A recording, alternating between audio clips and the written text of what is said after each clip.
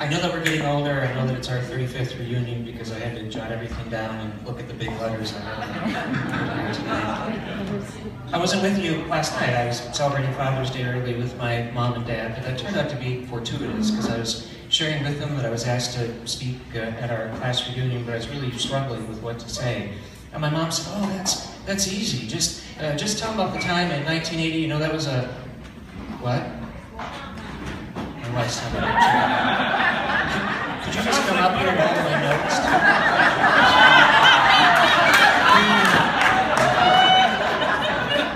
Come up here.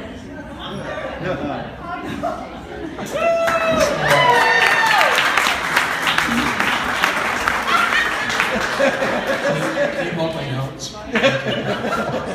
This is my wife, Lisa. I got it, Corinne. I'm just saying.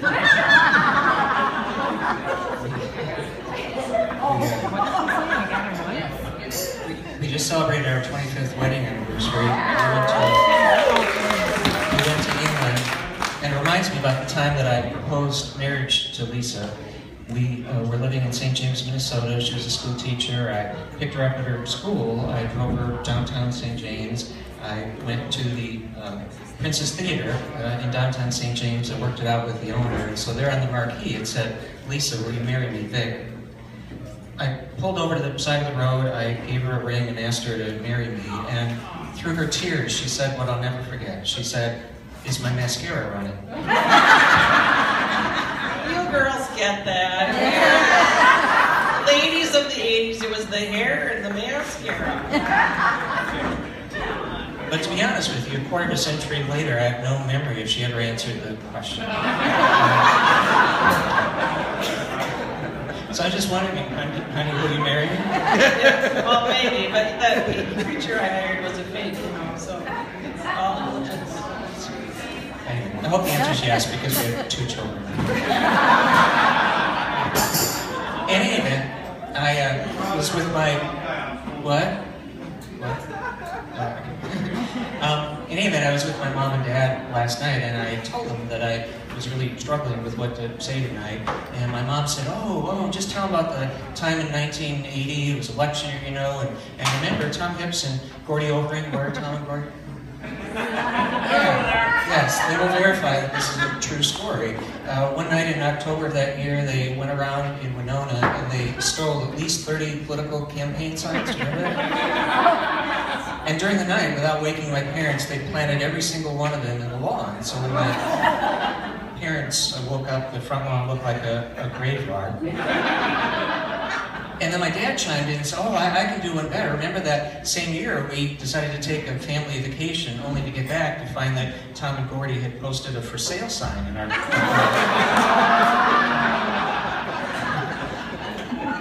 And my dad said I was tempted to accept one or more of the offers just so that they would stop harassing the family. And then my dad said, actually, it gets better, because remember, throughout those high school years, Tom and Gordy used to call Party Line. Do you remember Party Line? Yeah. Yeah, you'd call into the radio station offering to sell a table or a soda or a sofa. Well, Tom and Gordy regularly called in and used my dad's name and said that he was selling a lawnmower or a snowmobile or a car. And until I told them last night, my dad had no idea why for 3 years all these strange people would show up to the house and offer him money for various things in the yard. And it taught me And in talking to my parents last night, what really hurt me a little is to realize that throughout my, as we talked about my high school years, they have actually no memory of me.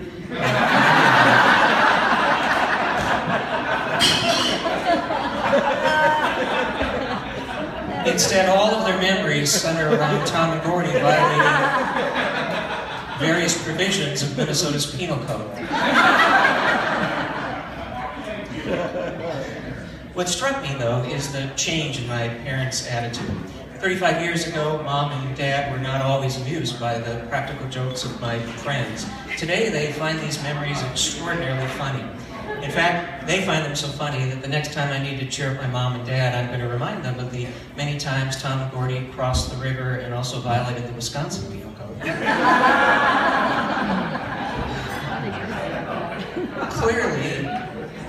times change perspective. Since this is our 35th class reunion, you're doing a good job, by the way. Since this is our 35th class reunion and it coincides with the retirement of David Letterman, I thought it'd be a really good idea to share with you the 10 things that we know today that we didn't know in 1980. Yeah. Unfortunately, I could only think of 3. That's a good thing, because I've been to some of his 10 speeches and they can go on. That's because you married a lawyer, I need to remember. First, now that many of us have children, and in chatting with you, some of you have grandchildren, I think we now have a deeper understanding of why our parents were so worried about us 35 years ago. On the Class of 1980 Facebook page last night, Renee Plinsky, Renee, where are you? I'm here. Last night on Facebook, Renee posted this comment, quote, "Whatever happens this weekend, just remember, if we get caught, you're deaf and I can't speak English."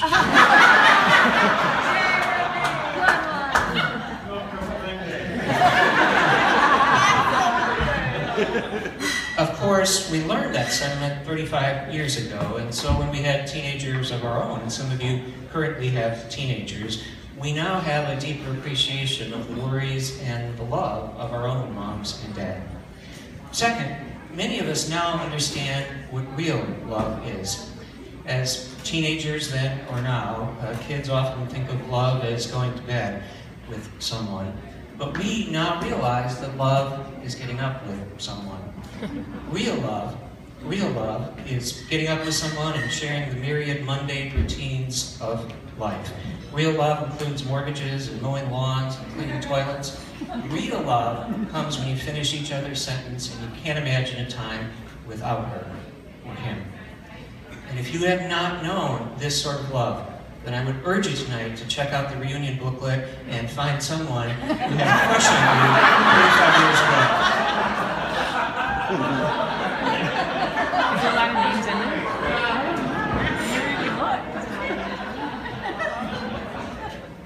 As a reminder, Corinne, I'm already taken.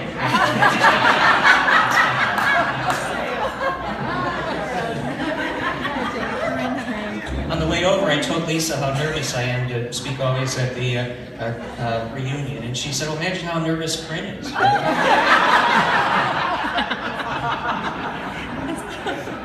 Third, we truly know what real friendship is. 35 years ago, I thought friends were whoever voted for me for homecoming day.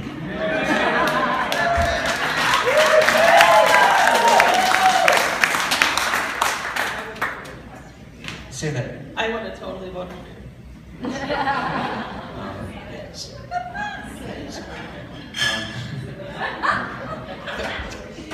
Okay. All right. When, though, my son Christian was born on the brink of death, when that same son was in high school, he was driving home one night, he fell asleep and his car went off a bridge. When, a few years ago, my doctor diagnosed me with cancer, I truly began to understand what friendship is. And I realized that my deepest, most profound friendships all come from the class of 1980. I recently ran into a classmate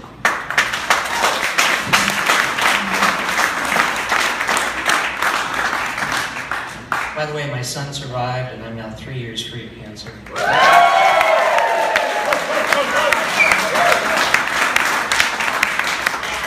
I recently ran into a classmate who told me she wasn't coming to the reunion. She said her life didn't turn out the way she wanted, that her child memories were not particularly good, and the years since have not been especially kind.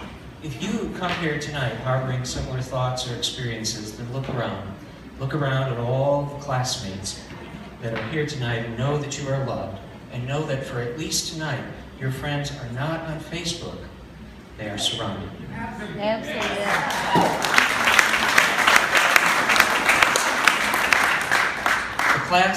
The class of 1980 is a little older, a little grayer. Our waistlines may not be what they once were.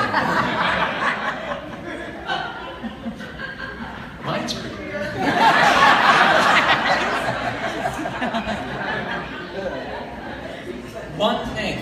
one thing though remains constant. We are connected to each other through a moment in time and through memories that deepen with years. It is these memories that have brought us here tonight. So go ahead, lift up your glasses, snap your pictures, hug your friends, and know, truly know, that you have found your way back home. May God bless the class of 1980. May God bless each and every one of you.